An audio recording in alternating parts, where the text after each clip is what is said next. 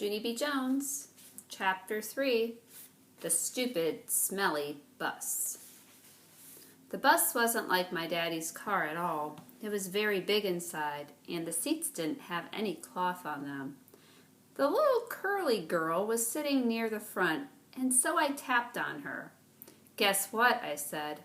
"Mother said for me to sit here." "No," she said. "I'm saving this seat for my best friend, Mary Ruth Marble."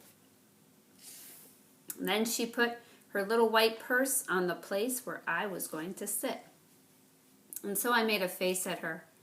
"Hurry up and find a seat, young lady," said Mr. Wu. And so I sat down across from the curly, mean girl, and Mr. Wu shut the door.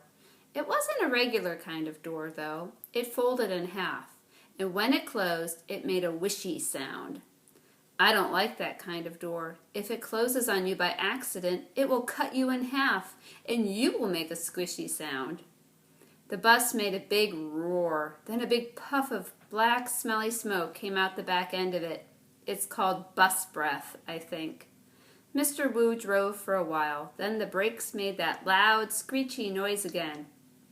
I covered my ears so it couldn't get inside my head, because if loud, screechy noises get inside your head, you have to take an aspirin. I saw that on a commercial. Then the bus door opened again, and a dad and a boy with a grouchy face got on. The dad smiled. Then he plopped the grouchy boy right next to me. "This is Jim," he said. "I'm afraid Jim isn't too happy this afternoon." The dad kissed the boy goodbye, but the boy wiped it off his cheek. Jim had on a backpack. It was blue. I love backpacks. I wish I had one of my very own. One time I found a red one in a trash can, but it had a little bit of gushy on it, and Mother said no. Jim's backpack had lots of zippers. I touched each one of them. 1, 2, 3, 4, I counted. Then I unzipped one. "Hey, don't!" yelled Jim. He zipped it right up again. Then he moved to the seat in front of me. I hate that Jim. After that, the bus kept stopping and starting, and lots of kids kept getting on. Loud kids. And some of them were the kind who looked like meanies. Then the bus began getting very noisy and hot inside, and the sun kept shining down on me and my fuzzy hot sweater. And here's another hot thing. I couldn't roll down my window because it didn't have a handle, and so I just kept getting hotter and hotter. And it smelled in the bus, too. The bus smelled like an egg salad sandwich. "I want to get off of here," I said right out loud, but nobody heard me. "I hate it in this stupid, smelly bus." Then my eyes got a little bit wet. I wasn't crying, though, because I'm not a baby, that's why. After that, my nose started running, only the bus didn't have a glove compartment, which is where you keep the travel tissues, of course. And so I had to wipe my nose on my fuzzy pink sweater sleeve. Then I stayed on the bus for about an hour or 3, until finally I saw a flagpole and a playground. That meant we were at kindergarten. Then Mr. Wu drove the bus into the parking lot and stopped. I jumped up very fast, because all I wanted to do was get off that stupid smelly thing. Only guess what? That Jim pushed right in front of me, and the curly mean girl did too. And then people started squishing me in real tight, and so I pushed them away, and they pushed me right back. That's when I fell down, and a big foot stepped on my skirt that looks like velvet. "Stop it!" I yelled. Then Mr. Wu hollered, "Hey, hey, hey!" And he picked me up, and he helped me off the bus.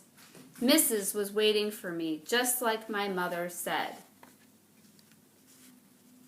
Oops. Here's a picture of her getting pushed around on the bus. "Hi, I'm glad to see you," she called, and I ran over to her, and I showed her the big footprint on my skirt that looks like velvet. "Yeah, only look what happened. I got stepped on, and now I'm soiled." Mrs. brushed it. "Don't worry, Junie," she said. "It will come off." After that, I just folded my arms and made a frown. 'cause guess what?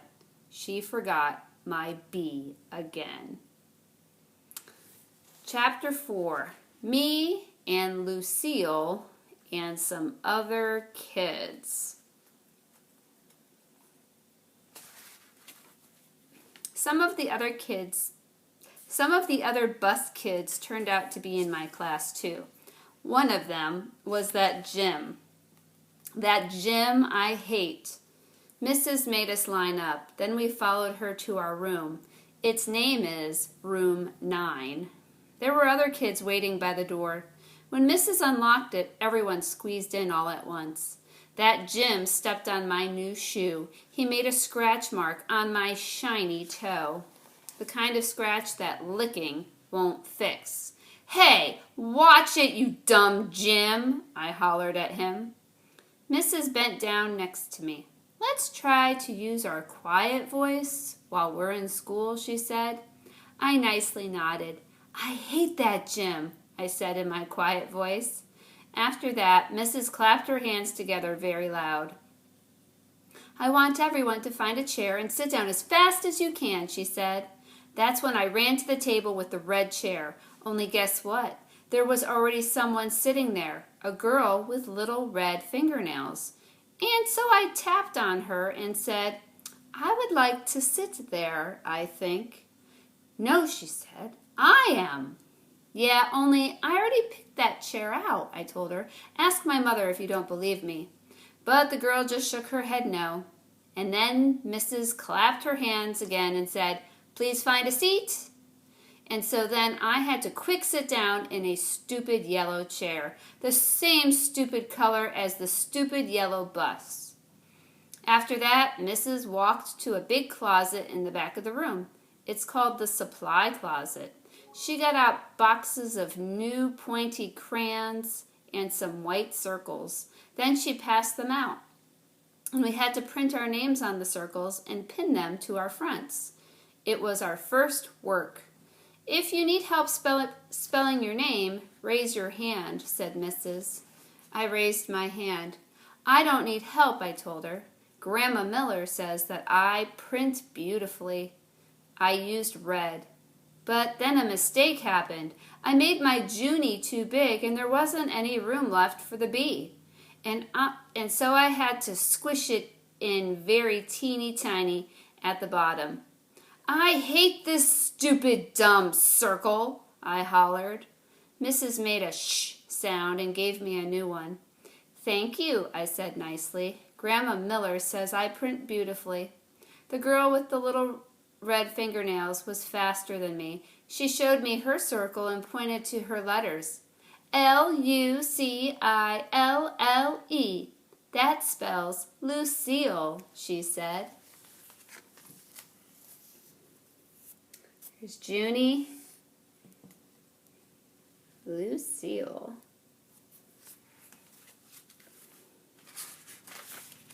"I like that name of Lucille," I said, "'cause guess why? Seals are my favorite animals, that's why." Then Mrs. passed out drawing paper, and we drew pictures of our family. Mrs. put a happy face sticker on mine. It was very good, except I made my father too teeny, and my mother's hair looked like sticks. After that, Mrs. took our class on a walk around the school. Everyone had to find a buddy to walk with. My buddy was Lucille. We held hands. The boy I can beat up was right in front of us. His buddy was that Jim. That Jim I hate. The first place we walked to is called the Media Center. My mother calls it a library. It's where the books are. And guess what? Books are my favorite things in the whole world. "Hey, there's a jillion of them in here," I hollered, feeling very excited. "I think I love this place." The librarian bent down next to me. She said to use my quiet voice. "Yeah, only guess what? Right now, I just like the kind of books with pictures. But Mother says when I get big, I'm going to like the kind with just words. And also stewed tomatoes." The boy I can beat up said, "Shh." I made a fist at him. Then he turned around. After that, we went to the cafeteria. The cafeteria is where kids eat lunch, except not when you're in kindergarten. I said, it smells yummy in here, just like paschetti and meatballs. Then that Jim turned around and held his nose. P.U. I smell you, he said. Lucille laughed very hard, and so I stopped holding her hand. The next place we went to was the nurse's office. It's very cute in that place. There are 2 little beds where you can get to lie down, and 2 little blankets that are the color of plaid. Our nurse doesn't look like a nurse. She doesn't wear white clothes and white shoes. Our nurse is just a regular color. Lucille raised her hand. My brother said that last year he came here, and you let him take off his shoes, and he got a drink of water in just his socks. That Jim turned around again. P.U. I smell your feet, he said to Lucille. This time Lucille stuck out her tongue at him. After that, we held hands again. Okay. That takes us to the end of chapter 4. Okay. Tomorrow, we'll read chapter 5 called The Principal. Okay. Have a lovely evening. See you tomorrow.